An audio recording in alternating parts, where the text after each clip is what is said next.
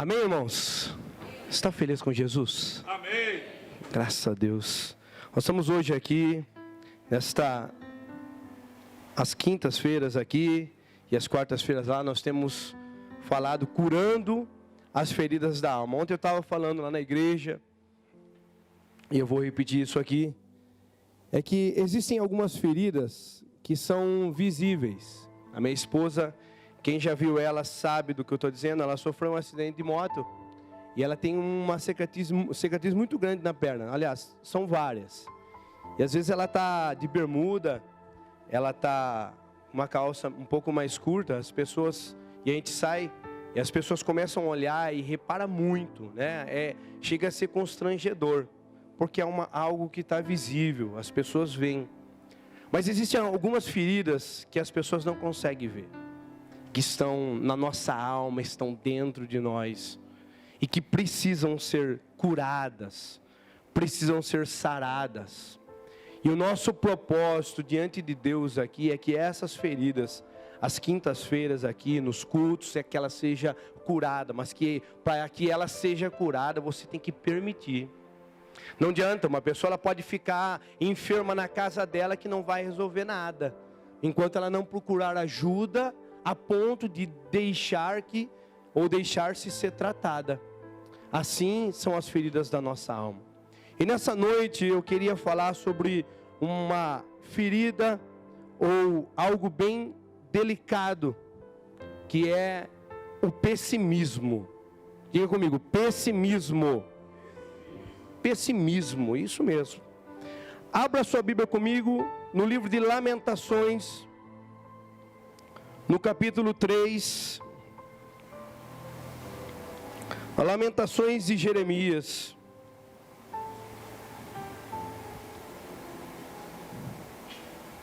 Capítulo 3, versículo 1. Lamentações é perto do meio da Bíblia. Lamentações é depois de Salmo. Depois de Gênesis, antes de Apocalipse. Antes de Jeremias. Obrigado, senhor Fábio. Muito obrigado. Lamentações, capítulo 3, verso 1. Amém? Quem achou, diga amém. Eu vou ler aqui. É um pouco longa. Eu vou ler até o versículo 20. Você tenta me acompanhar.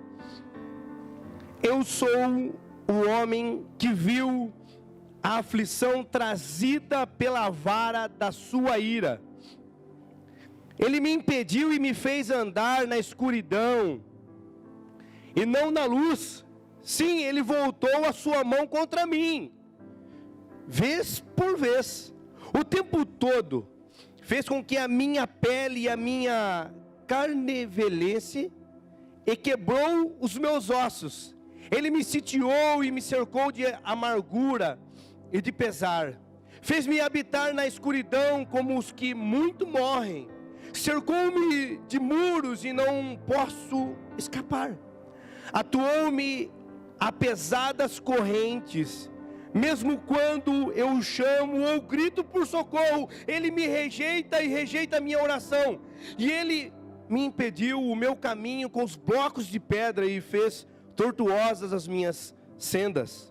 Como um urso à esquerda, como um leão escondido, arrancou-me do caminho e despedaçou-me, deixando-o abandonado.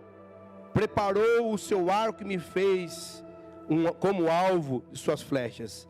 Atingiu o meu coração como as flechas da sua aljava. Tornou-me objeto de riso de todo o meu povo. Nas suas canções eles zombam de mim o tempo todo. Fez-me comer as ervas amargas e fartou-me de fel. Quebrou os meus dentes como pedras e pisou-me no pó.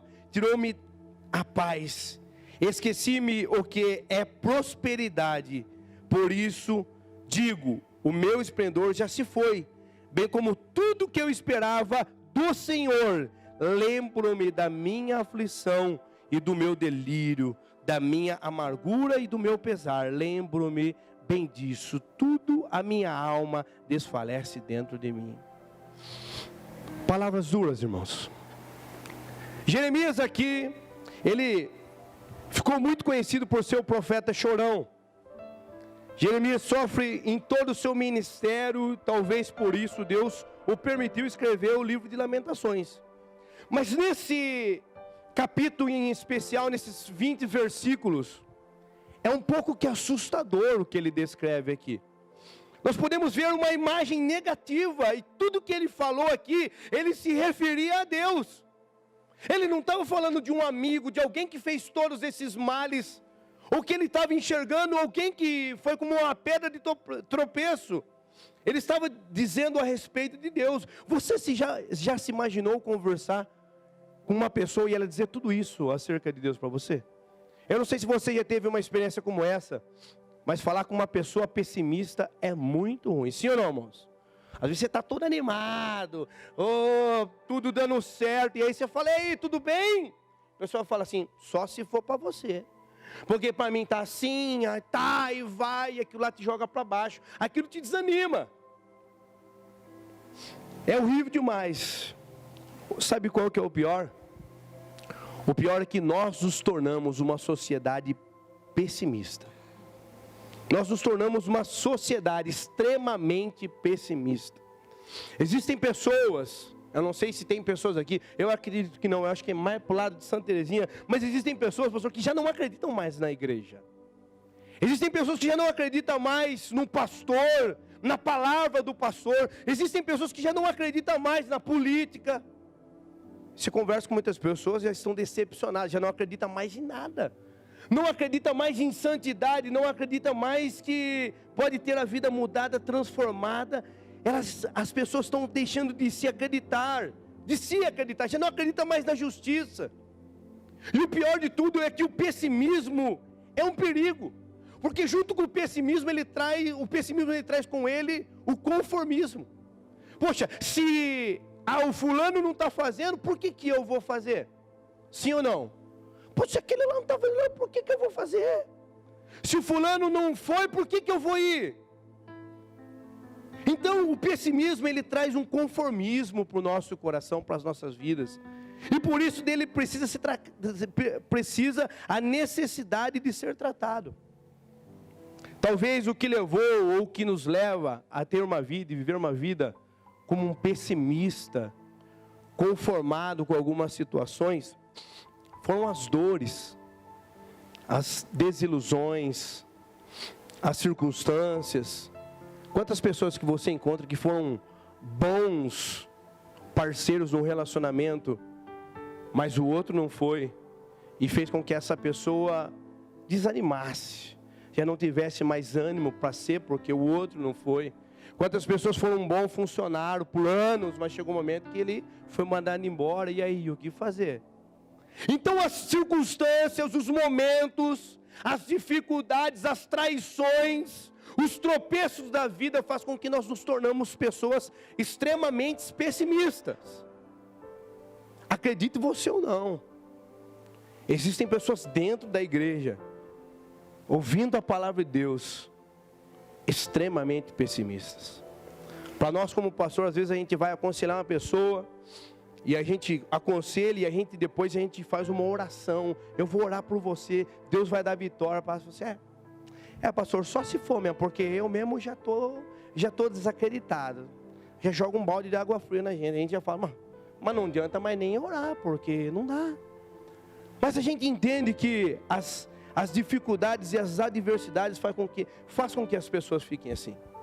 Existem áreas das nossas vidas que muitas vezes nós estamos desacreditados. E por isso somos pessimistas, por isso não acreditamos que aquilo lá pode mudar, desacreditamos que pode acontecer algo novo, que algo pode mudar. Esse homem, ele estava assim, ele estava decepcionado, ele estava arrasado, e ele passa uma imagem muito negativa de Deus. Se você ler essas palavras para uma pessoa que não conhece a Deus, ela fala, mas eu não conheço, desculpa, eu nem quero conhecer. Mas a questão toda, irmãos, não é o que fizeram conosco ou o que nós passamos. A questão toda não é essa. A questão toda é o que nós vamos fazer com o que fizeram conosco. É o que eu e você vamos fazer com algumas situações que nós vivenciamos. O que nós vamos fazer?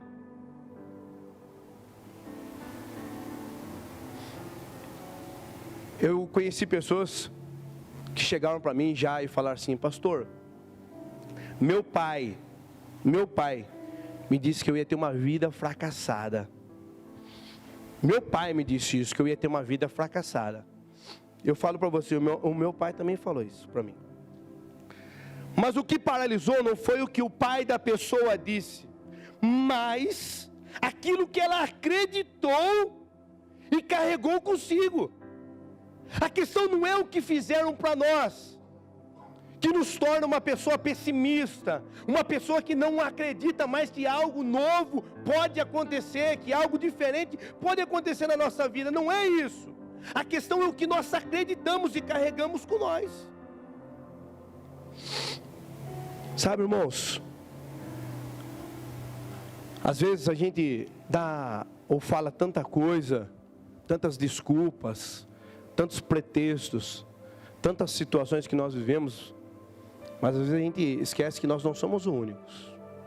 E que existem pessoas que passaram e vivem em situações muito piores que a nossa, e nem por causa disso desistiram de acreditar, deixaram de acreditar no algo novo que Deus pode fazer, e deixaram de ter uma vida de pessimismo, de ser pessimista, de acreditar que algo novo poderia acontecer.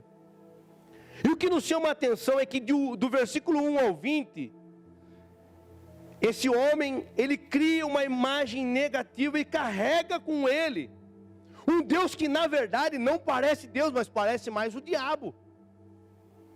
Se a gente prestar atenção aqui, a gente vai imaginar que Deus é um torturador. Ele fala que Deus coloca uma pedra no caminho dele, o impedindo de passar. Ele gritava socorro, socorro, e Deus não respondia. Ele estava vivendo um momento extremamente pessimista. A imagem que ele tinha de Deus negativa. Mas chega um momento da vida dele, é aqui que está o negócio. Chega um momento da vida dele que ele muda a sua perspectiva. Está no versículo 21. Chega um momento que a sua perspectiva muda. Versículo 21 diz assim, ó, depois ele dizer tudo aquilo lá. Versículo 21 diz assim, ó: quero trazer à memória o que pode me dar esperança. Chega no momento aqui, no versículo 21, que a gente vê uma produção mental de algo subjetivo, não é uma ação. Ele estava vindo, falando a respeito, mostrando a imagem que ele tinha de Deus. Só que chega um momento, no versículo 21, ele muda a fala dele. De um versículo para o outro, ele muda a fala dele. Ele diz assim, ó: eu quero trazer à memória aquilo que pode me dar esperança. Chega no versículo 21, ele escolhe mudar a sua maneira de pensar e trazer Deus de volta para o seu devido lugar. Ele decide isso, ele faz isso, ele muda a perspectiva de Deus, tanto que no versículo 22, olha o que ele diz, do nada, do versículo 21, do 20 para o 22, ele muda tudo. Por causa das misericórdias do Senhor, não seremos consumidos, porque as suas misericórdias não se esgotam. Grande é a sua fidelidade, pela manhã se renovam. O Senhor é a minha porção e a minha alma, e por isso nele esperarei. Bom é o Senhor para os que esperam nele. Bom é o Senhor para que esperam nele, para a alma que o busca. Então a sua perspectiva aqui muda. A sua perspectiva aqui muda, pastor. Ele começa a ver e colocar Deus no lugar em que Deus deveria estar. Mas devido às situações e dificuldade que ele estava vivendo, Deus já não poderia mais estar naquela posição. Mas aí, duas coisas me chamam a atenção.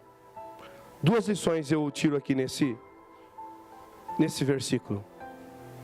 No versículo 21 ele diz assim, ó: eu quero trazer à memória. Primeira coisa é querer. Sabe, irmãos, querer é diferente de precisar. Diga comigo, querer é diferente de precisar.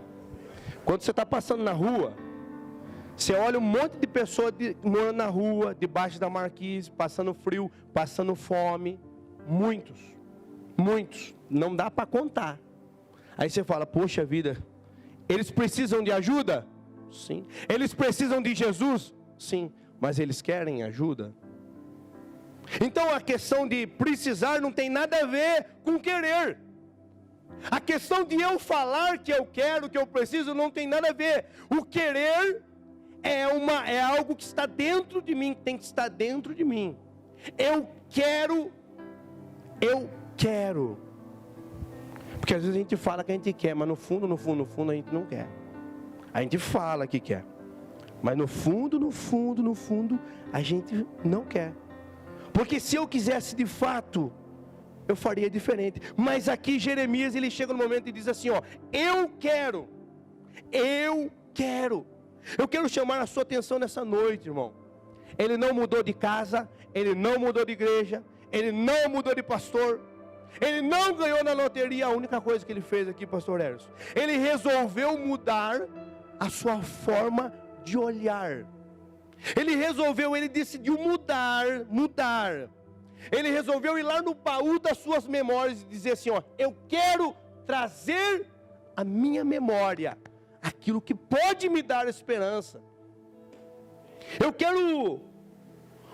O querer está no campo da emoção. O querer está no campo da emoção. E ele diz, eu quero trazer à memória. Só precisar não basta. Diga assim, só precisar não basta. Isso. Só falar não basta. A verdade é que eu tenho que querer. E nas maioria das vezes, quantas vezes, irmãos, nós vamos orar por pessoas, pastor, eu quero orar, quero que o senhor orasse pelo meu marido. Vamos orar. O que você quer? Eu quero que ele volte para casa. Já aconteceu isso comigo. Então vamos orar, vamos começar uma campanha. Depois eu fui ver que na verdade, eu não queria que o meu marido voltasse, queria que ele fosse embora de vez.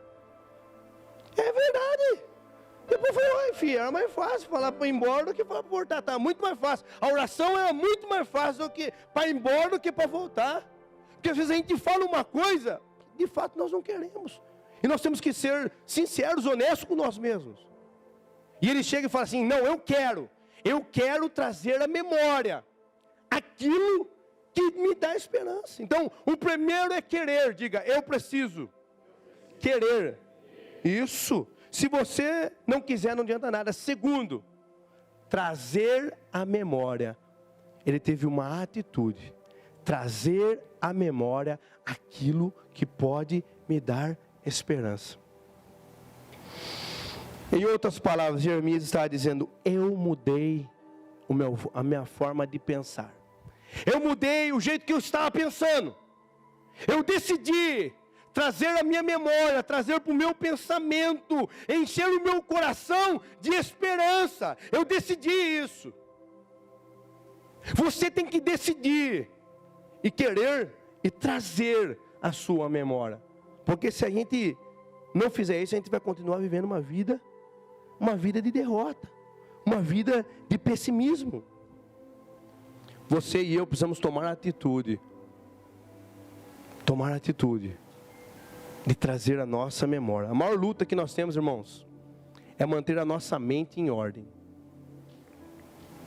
Para quem ouve muitas vozes, nós ouvimos todo dia, muitas vozes, de tudo quanto é lado.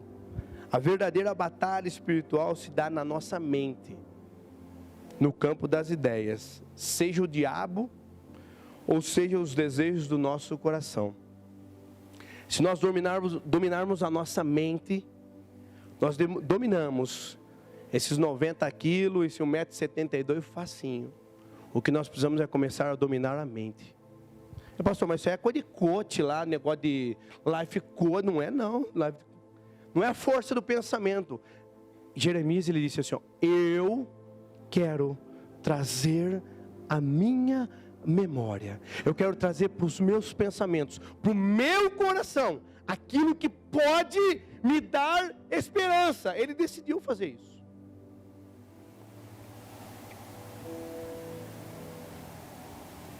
Porque ele sabia que se ele dominasse a sua mente, ele dominava tudo. E isso, irmãos, não é de hoje. Isso é desde lá do Gênesis, lá no comecinho. Por que a cobra não foi lá e colocou, enrolou na mulher e falou: filha, ou você come ou é agora, é tudo ou nada. Não. Mas a cobra chegou para a mulher e disse assim: ó, se você comer ou não comer, tá? Jogou uma ideia, entrou na mente dela. Certamente morrerás. Deus já tinha dito, mas não era suficiente. A mulher se deixou levar, porque a serpente entrou na mente dela. Então a primeira mudança que precisa vir dentro de nós é na nossa mente. Efésios capítulo 2, versículo 3 diz assim, ó: outrora, segundo as inclinações da nossa carne, fazendo a vontade da carne e dos pensamentos. Então a verdadeira batalha, ela está na nossa mente. A verdadeira batalha de Jeremias, ela estava na mente dele, porque ele sabia que Deus era um Deus soberano, um Deus misericordioso, um Deus que trabalhava por ele, mas ele deixou-se ser dominado na mente, e aí ele pegou e descarrilhou, e ele estava vivendo uma fase para baixo. Mas um certo momento, ele decidiu mudar a sua forma de pensar. Freud disse assim, ó: o pensamento é o ensaio da ação. Talvez você, eu não sei se você já passou por isso, você teve a ideia de pedir, vai ter algum problema com alguém, e você teve a ideia de pedir perdão para alguém, ó, vou pedir perdão, eu vou até aquela pessoa, vou conversar com ela, mas no meio do caminho o orgulho fala assim: para quê? Já está tudo resolvido e não precisa, e pode ser que aconteça isso, e aí a gente se deixa ser dominado, e a gente não vai, a gente não faz. Quantas vezes nós somos dominados, a nossa mente é dominada, os nossos pensamentos. Por exemplo, não sei se você já fez isso, mas olhar no espelho, às vezes a gente olha no espelho e a gente se vê um fracasso, mas a palavra de Deus diz que nós somos mais do que vencedores. Mas o meu pensamento, ele está que eu sou um fracassado. Eu tenho alguns exemplos. Tem um cara na rua de casa, o Marcão, é o bar do Marcão, e lá tem uma costela, a costela. E aí toda vez que eu ia lá na costela, ele, antes de dar a costela na minha mão, ele pega a costela assim, ó. Ele olha para ela e fala assim, ó: maravilhosa, linda, melhor do mundo. Ele fala assim. E eu fiquei assustado a primeira vez que eu fui lá. Eu falei: acho que o Marcão é louco, acho que ele bebe, mas ele não bebe. Ele vende 120 costelas no final de semana, pastor. Vem gente de tudo quanto é lado comprar costela do Marcão. Quando eu vou na casa de alguém, ele fala assim: meu, traz a costela do Marcão. E aí eu fiquei reparando, eu falei assim: mas tem 50 costelas na cidade, mas para o Marcão, a dele é a melhor do mundo. E vai falar para o Marcão que a costela dele é ruim? Você vai ver a briga que você vai arrumar. Mas tem 50 costelas melhor. Mas para o Marcão, a costela dele é a melhor. Vai falar para ele. Sabe, irmãos, às vezes o nosso pensamento é baseado naquilo que as pessoas falam para nós. Ontem eu estava contando na igreja que um dia, o ano passado, eu fiquei desempregado, mais ou menos um ano e pouco atrás, um ano e meio, eu fiquei desempregado. E aí eu fui a um amigo que tinha um pouco mais de recurso, que é da área que eu trabalho, e eu apresentei a ele um plano de negócio. Falei para ele: eu tenho um plano de negócio, amigo, você quer me ouvir? Ele falou: vamos ouvir, Alfa. E aí eu apresentei para ele, passou um plano de negócio. Falei: investimento baixo, ele tinha tudo o que nós precisava. E aí ele olhou, pensou, e aí eu fiquei atrás dele por alguns dias, e chegou uma hora que ele falou assim: não vai virar, Rafa. Deixou no ar. Eu falei: Falei, firmeza, tá bom. Aí eu fui no outro, Rafa, não vai dar. Eu olhei para dentro de mim e falei assim, rapaz, você é muito melhor do que esses caras. Você não pode estar perto desses caras, porque esses caras estão muito para baixo. Meu nível é muito maior, apesar de eu não ter o segundo grau. Eu falei, não, eu preciso, meu nível, esses caras não, na verdade não servem para nada do meu lado. Mas dentro de mim, às vezes falava assim, ó, você vai voltar a trabalhar de empregado em algum lugar e vai trabalhar para os outros de novo. Mas eu lutei contra os meus pensamentos, eu falei, não, eu posso mais do que isso. E aí, eu encontrei, que é onde eu estou hoje, 3 senhores aposentados que não precisavam fazer nada da vida mais. Mas eles decidiram acreditar em mim, acreditar no meu plano de negócio. E aí, deu certo, foi 1 ano e meio, deu muito certo. Mas, alguns dias atrás, eu estava lá na firma, na minha sala, no ar-condicionado, que agora eu sou empresário. Pega eu, enquanto um monte de gente fala que eu era fracassado. E de fato vivi um certo momento da minha vida, eu até acreditei que eu era, pastor. O meu pensamento, eu acreditava que eu era um fracassado. E eu achei que Deus nem estava olhando para mim, que eu nem estava na lista dele. Mas, e aí estou lá na minha sala, olhei para dentro, escutei um barulho e eu vi que o meu sócio estava vendendo uma máquina, anunciou uma máquina. E eu olhei do vidro, sabe quem que eu vi? O cara que me rejeitou, que não acreditou no meu plano de negócio. Eu olhei e falei, é agora, é a hora. Deu uma ajeitada e desci a escada, tipo empresário mesmo, pá. Você é por aqui, querido? O que você está fazendo aqui, Rafa? Você não sabe? Sou sócio aqui. Eu mando esse negócio aqui, filho. Eu mando de 3x4 aqui. Tá todo mundo aqui trabalhando para mim. Eu falei, não acredito. Eu falei, verdade, amigo. Verdade. Falei, ó, conta comigo. Foi assim. Vem aqui, eu vou acompanhar eu. 1, 2, 3, 4 máquinas. Tudo nós. Falei, verdade, Rafa. Foi verdade lá. Falei, mas é aquela que você tinha falado para mim. Falei, então, aquele plano de negócio. Eles decidiram acreditar. Nem eu quase estava acreditando mais, mas eles acreditaram. Falei, vamos fazer assim, quer tomar um café comigo? Levei ele para o café. Toma um café, querido. Aí ele olhou e falou assim para o cara que estava junto com ele.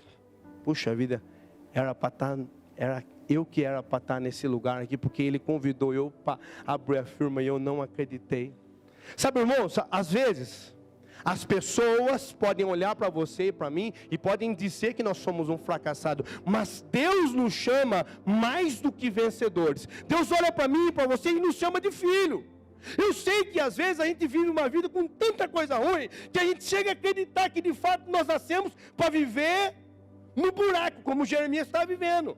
Que parece que Deus riscou o nosso nome e jogou fora mesmo o caderno e boa. Você precisa mudar a sua forma de pensar. Quando você decidir fazer como Jeremias, eu quero trazer a minha memória, eu quero buscar lá no fundo, algo que me dá esperança. E o que nos dá esperança? Jesus nos dá esperança.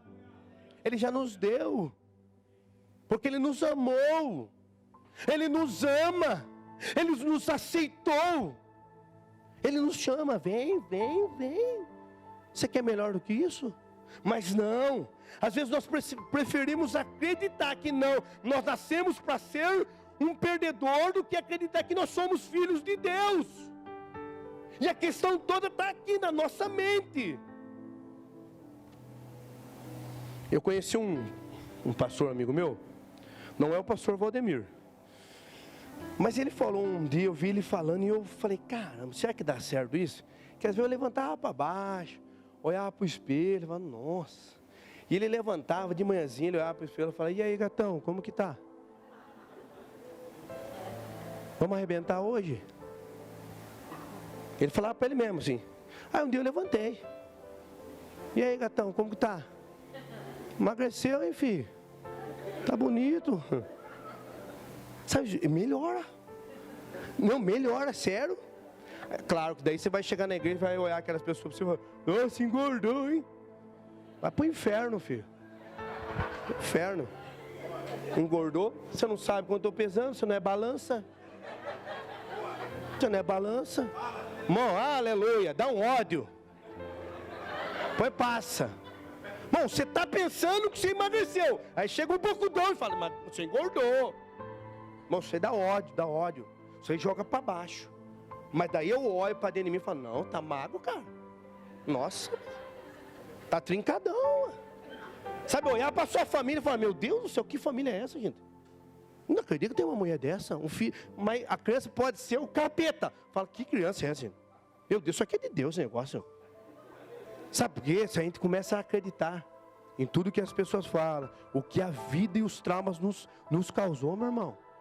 Daqui a pouco o seu se mata. Jeremias estava prestes a se matar, mas ele decidiu. Eu quero trazer à memória aquilo que me dá esperança.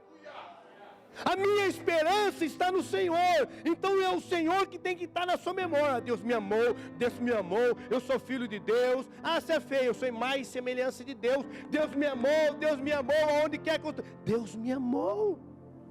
Eu sou amado de Deus. Eu fui aceito por Deus. Está dando para entender, irmão? Está dando para entender? Bom, há muitas pessoas que vivem uma vida de derrota, uma vida de pessimismo, por acreditar naquilo que as pessoas dizem. Eu não sou o que eu penso que eu sou, nem o que os outros dizem que eu sou. Eu sou o que Deus disse que eu sou, e eu sou a menina dos olhos do Senhor. A Bíblia diz assim, olha só, Deus é tão maravilhoso, a chegar num ponto de dizer assim, pode ter 11 mil cadáveres do seu lado, 11 mil cadáveres, 1000 de um lado, 10 mil do outro lado, você vai passar por cima de todos eles, você não será atingido. Tá bom para você trazer à memória isso? Você consegue trazer à memória o que te dá esperança? Você pode sair pisando nos cadáveres. Deus está dizendo, você não será atingido. Deixa eu te falar uma coisa para você. Nós temos que ser senhores dos nossos pensamentos. Diga, eu tenho que ser senhor dos meus pensamentos. Isso. Porque se o inimigo for o senhor dos seus pensamentos, você tem o pior dos senhores. 1 Coríntios capítulo 10, versículo 1 diz assim, porque as armas da nossa milícia não são carnais, e sim poderosas em Deus, para destruir fortalezas, anulando nos sofismas, raciocínio. O poder de Deus é sobretudo poderoso para destruir fortalezas e sofismas da nossa mente. Aquelas coisas que querem dominar a nossa mente, que quer fazer você acreditar que você é um perdedor, que você nasceu para perder. Isso tem que sair da nossa mente. Depois que saiu da nossa mente, que nós dominarmos a nossa mente, as coisas começam a mudar, porque daí sai da nossa boca. E cá entre nós, irmãos, tem hora que nós somos pessimistas para arrebentar, sim ou não, irmão? Amém, amém? Não estou falando besteira, então, falando bestagem. Vou falar uma vez só por... Tá bom. Falando bestagem. Irmão, eu nunca vi um povo que tem o Deus dos deuses, Senhor dos senhores, advogado dos advogados, médico dos médicos, reclamar tanto. Alguma coisa está errada. É o que está aqui. Eu quero trazer à memória aquilo que pode me dar esperança. O Senhor é a sua esperança. Tá bom, o que mais? Tá bom só? Deus tá bom como esperança ou não? Tem uns que estão esperando no governo, nada contra, que Deus abençoe. Um que está esperando no outro, no fulano, pastor, eu estou esperando, espera onde você quiser. Eu esperarei no Senhor, o Deus da minha salvação. E se alguém amanhã chegar para você e falar assim, e aí, como que tá? Você fala assim, pode melhorar, mas eu nunca tive tão bem. Ó, amanhã você vai chegar no espelho de manhãzinha, e aí, gatão? Gente, tem gente que, pastor, tem gente que é tão ruim, que ela mesma se acha feia. Não, ela mesma se acha feia. Bom, eu olho para mim no espelho e falo, meu Deus, que criação é essa, gente? Não, eu olho para o meu filho e falo, não, ele está meio forte. Eu falo, meu Deus, quanta gordura, coisa linda. 2 Pedro, capítulo 2, versículo 19, diz assim, porque o homem é escravo daquilo que o domina. O que te domina? Quais os pensamentos que te dominam? Mas Jesus disse, conhecereis a verdade e a verdade vos libertará. Nós precisamos ser libertos desses pensamentos malignos. Você é lindo, você é linda, você é filha de Deus. Você nasceu para vencer, diga eu nasci para vencer. Diga eu sou lindo. Diga eu sou lindo. Está errado isso aí, pastor? Hã? Olha a boca, pastor. Ah, bom. Oxi. Você é maravilhoso. Você é uma obra-prima de Deus. Você é uma obra-prima de Deus. Você é criação de Deus. Domine os seus pensamentos. Eu quero trazer à memória aquilo que pode me dar esperança. A minha esperança está no Senhor. Jeremias decidiu. Ele falou, eu vou só agora, a partir de hoje, eu só quero trazer na minha memória o que me dá esperança. O que não dá, eu vou jogar no lixo. Eu vou jogar para fora. E se alguém rodear eu alguma, fala assim, ó, tá amarrado, é o nome de Jesus. Dá uma de penteca, irmão. Fala, tá amarrado, varão. Aqui não, Satanás. Porque aqui só tem lugar para pensamento de Deus. Só pensamento bom. Se você se pegar, por um motivo ou outro, pensando em alguma coisa contrária, você repreende. E fala, em nome de Jesus. E se continuar, sabe o que você faz? Urrá. Quem lembra do urrá? Você vai ver se não sai, irmão. Se alguém chegar para você e falar alguma palavra negativa, fala assim, ó, urrá, filho. Mais forte, com força. Você vai ver se não vai sair, vai falar que você está louco. Não tem problema. Mas eu quero trazer à memória aquilo que pode me dar esperança. A minha esperança está no Senhor. Se coloque de pé, eu quero orar por você.